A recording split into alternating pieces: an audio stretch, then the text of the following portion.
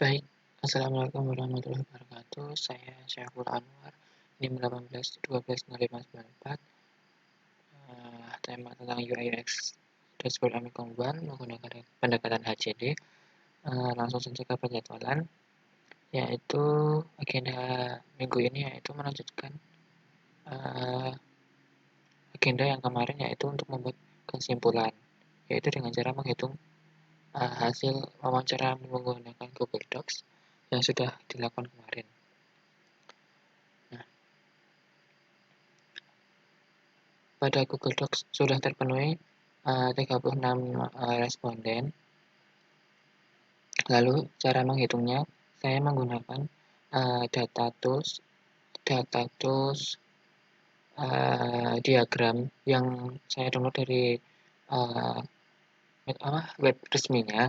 Lalu nanti hasil dari jawaban-jawaban responden yang telah dikirimkan akan dikonversikan dalam ini, yaitu dalam Excel. Jadi dalam UX-nya sudah menyediakan Excel. Nah, pengguna yang ingin menggunakan UX seperti saya ini tinggal memasukkan hasil data pilihan dari responden ke dalam Excel ini. Lalu di sini hanya batas data yaitu sampai 1000 partisipan. Nah, sedangkan saya hanya sampai dengan 36 partisipan saja. Lalu data ini nanti dikonversikan menjadi seperti 3 min 3. Nah, 3 min 3 ini didapatkan dari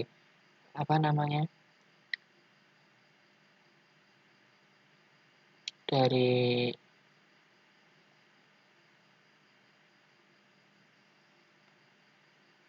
ini yang yang item berkisar min 3 itu artinya setuju sepenuhnya dengan istilah negatif hingga 3 sepenuhnya edisi reguler. Lalu lalu untuk selanjutnya hasil ini akan dikonversi ke data sebelah kanannya, yaitu scale min per person. Nah, ini sudah otomatis dari Excel-nya. Lalu dari sini langsung lanjut ke hasilnya. Ada dari pertanyaan itu adalah menghasilkan nilai-nilai sekian seperti rata-rata, variasi, dan standar deviasi. Lalu nomor 36 itu maksudnya apa? Nah, itu jumlah dari data yang masuk, yaitu 36 responden. Lalu di sebelah kanannya itu ada UAG scale mean and variance, yaitu rata-rata dan variasi dari setiap poin pertanyaan. Misal seperti menyusahkan dan menyenangkan itu kan masuk ke daya tarik. Lalu di bawahnya juga mengikuti, ada yang ikut kejelasan, ada yang ikut efisiensi atau ketepatan, stimulasi, dan novelty atau kebaruan itu. Lalu lanjut yang selanjutnya, dari hasil di result tadi menghasilkan confidence interval seperti ini. Lalu langsung saja ke benchmark-nya. Nah, di benchmark nanti dihasilkan data seperti ini. Daya tarik itu tadi dashboard Ami Common itu menghasilkan rata-rata sekian, yaitu dia di atas average atau di atas rata-rata. Kejelasan itu juga di atas rata-rata. Efisiensi juga di atas rata, namun ketepatan, stimulasi, dan kebaruan dia berada di bawah rata-rata. Untuk normalnya nanti saya jelaskan pada di Google Docs. Nah, ini grafik chart dari setiap 6 poin yang utama, yaitu ada daya tarik, kejelasan, efisiensi, ketepatan, stimulasi, dan kebaruan yang tadi. Oke, langsung ke Google Docs-nya.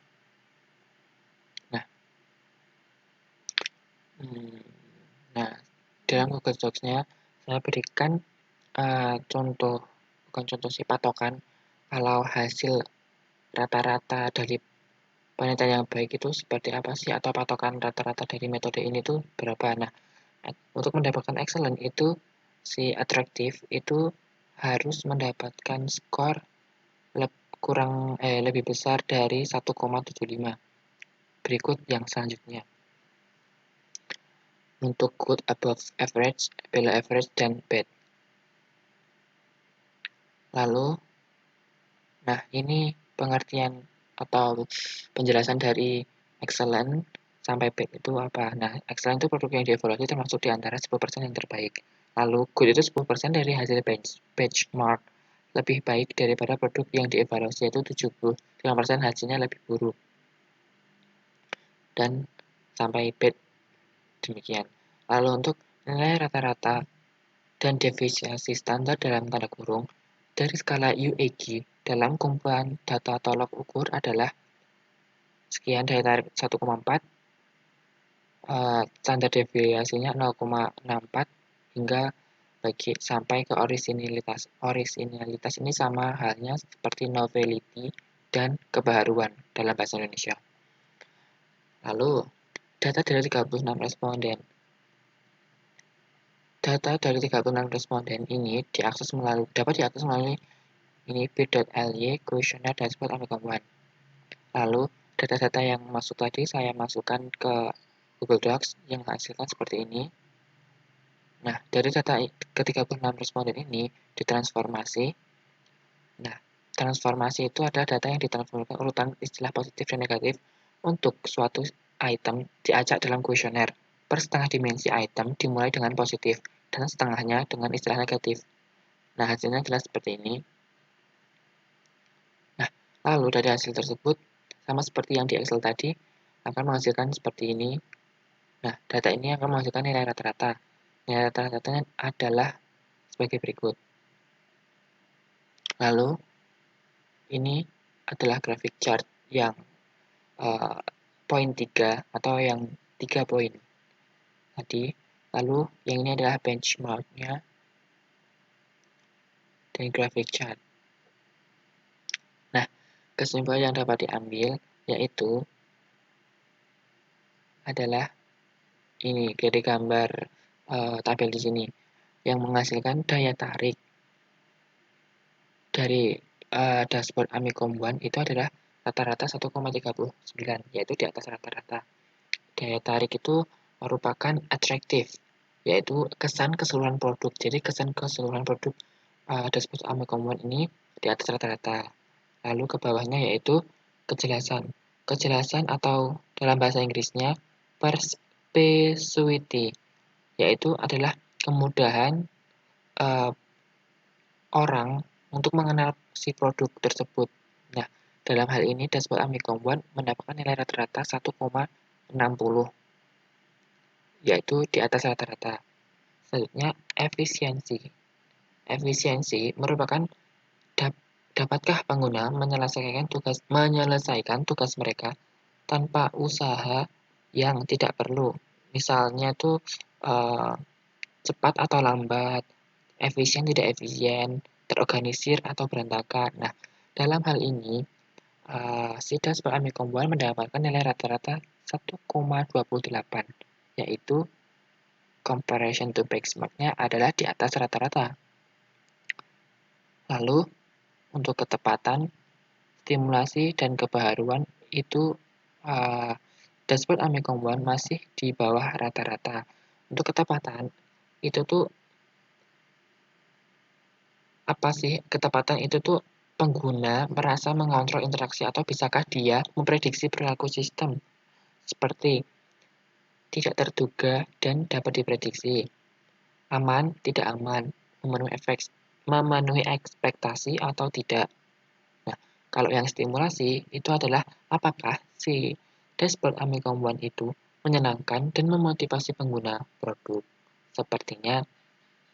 seperti membosankan atau mengasihkan, tidak menarik atau menarik, dan lain sebagainya. Lalu, untuk kebaharuan, atau dalam bahasa Inggrisnya novelty atau orisinilitas, itu merupakan produk itu kreatif atau tidak. Apakah itu menarik atau tidak bagi pengguna.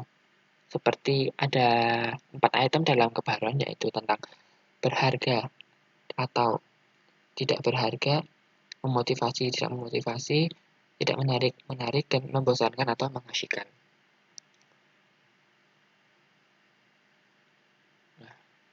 Lalu lanjut ke penjadwalan lagi.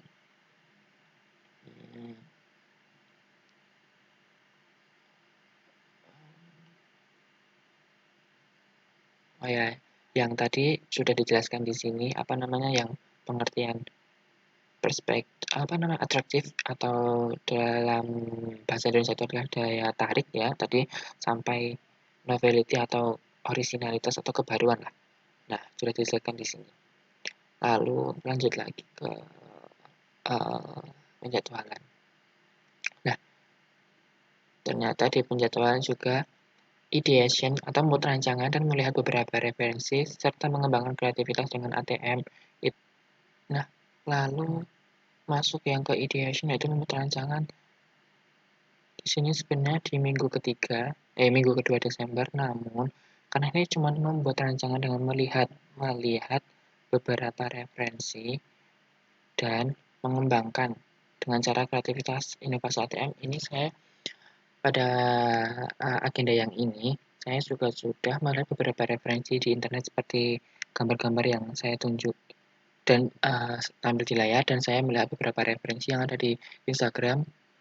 Lalu untuk mengembangkan kreativitas dengan cara inovasi, saya sudah ada bayangan nanti akan diarahkan kemana desainnya. Nah, nanti lalu langsung saja nanti untuk bagian penggambaran rancangan langsung masuk ke prototyping sekaligus untuk pembuatan aset gambar, icon, layouting, dan coding.